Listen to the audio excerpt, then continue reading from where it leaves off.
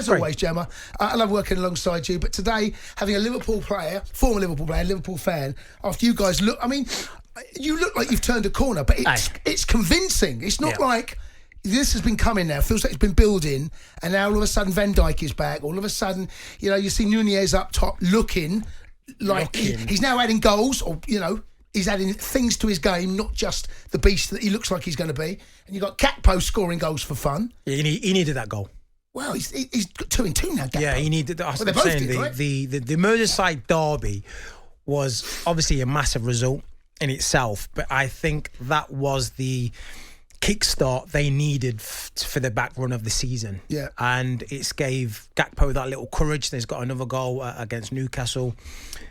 Nunez he's always been that player. You don't know, he's raw. You don't know what you're going to get. I like the look of it. But it's impact. It makes a difference. He's always a threat going long. His pace, he can hit the ball out the stand, or he can put it in the top corner. Yeah. But it's like I said, it's effective, and he's getting assists as well. So he's starting to settle now. He is, yeah.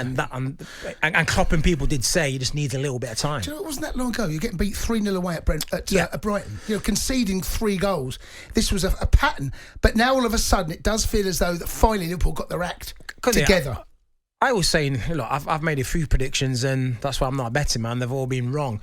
I said Man United probably won't make the top 4, Liverpool will. But at one stage when Liverpool was losing to Brighton 3-0, then Wolves 3-0, I told myself, I don't think Liverpool are going to make the top 10.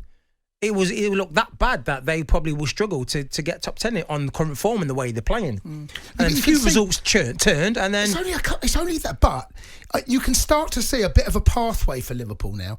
Now, if you went back 4 weeks ago, and you said you got Real Madrid coming up in the Champions League, I wouldn't really have fancied Liverpool tomorrow night. No chance. Tomorrow night, no chance. We will get to see.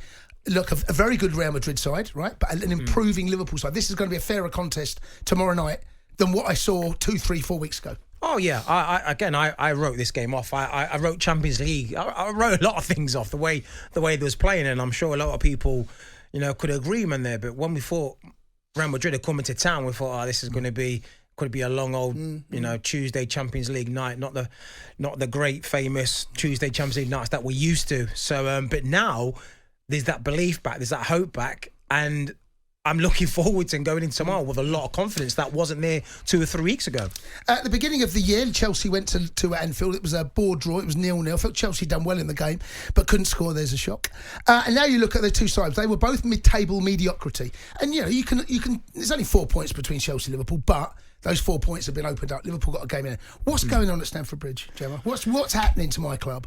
What I don't understand is they spent, 320 million. Oh, no, that was the last window. No, just in the last window alone. But they've still not sorted out that going forward an attacker. They've spent a lot of money, but not in the correct areas. Well, we don't have a number 9. Fofana started at the weekend. I thought he did all right, actually. He's only 20, 21. He's only a baby. He's for the future. But we got Lukaku out well, he's been struggling. Yeah, Lukaku's not been putting up trees. But you've got Aubameyang in the stand. If you're Aubameyang, what are you thinking? You're thinking my team's not scoring. We scored four goals in how many appearances? 11 appearances. And you're, a world-class striker, a well-known striker. And you're thinking, I can't even get into the team. They've scored 4 goals in 11. And I'm in the stands. Yeah. But it's six in all comps. It's 6 goals since the World Cup.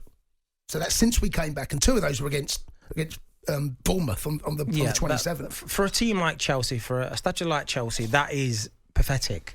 I must say, it's pathetic. And it doesn't matter if you haven't got a number 9. You've still got great players on that pitch who should be scoring goals. You should be creating goals. You should be making chances.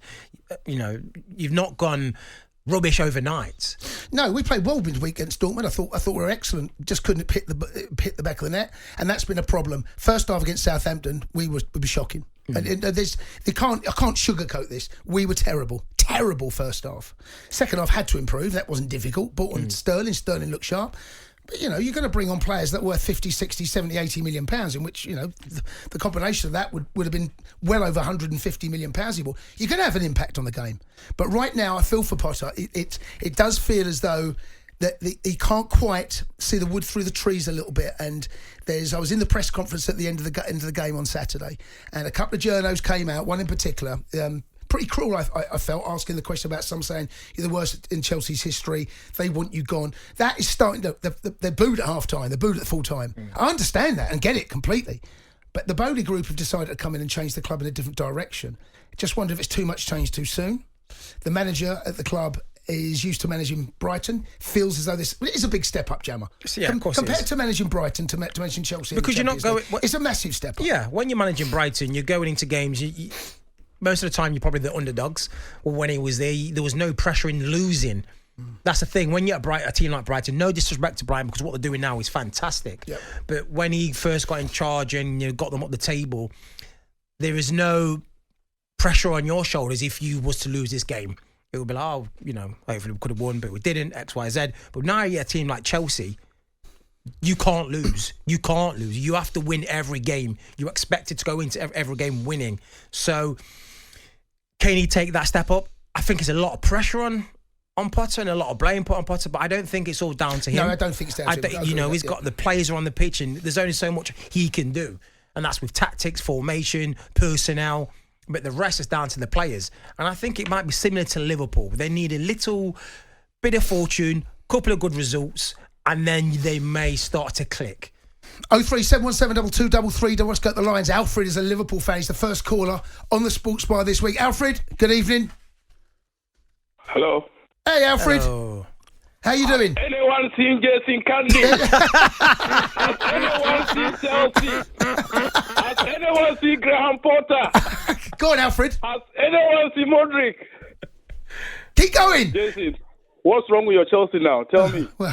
Well, I mean, we're trying to pick the bones out of it, Alfred. It's amazing. You Liverpool fans, what about a couple of weeks ago you got beat 3-0 by Brighton?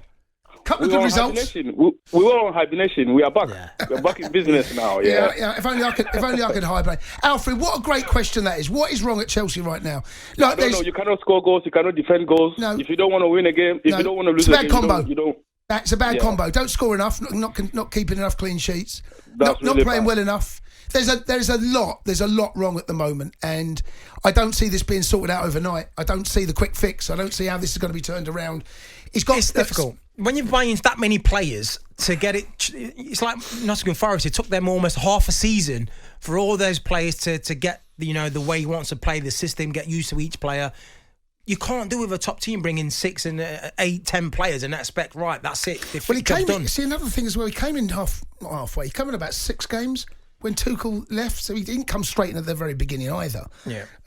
There's been a huge change at the football club, but question is, how do you turn this massive ship around? I said ship. The Sports Bar with Jamie O'Hara and Jason Cundy. Monday to Thursday nights from 10 on AM, on DAB, via the talkSPORT app and on your smart speaker. talkSPORT.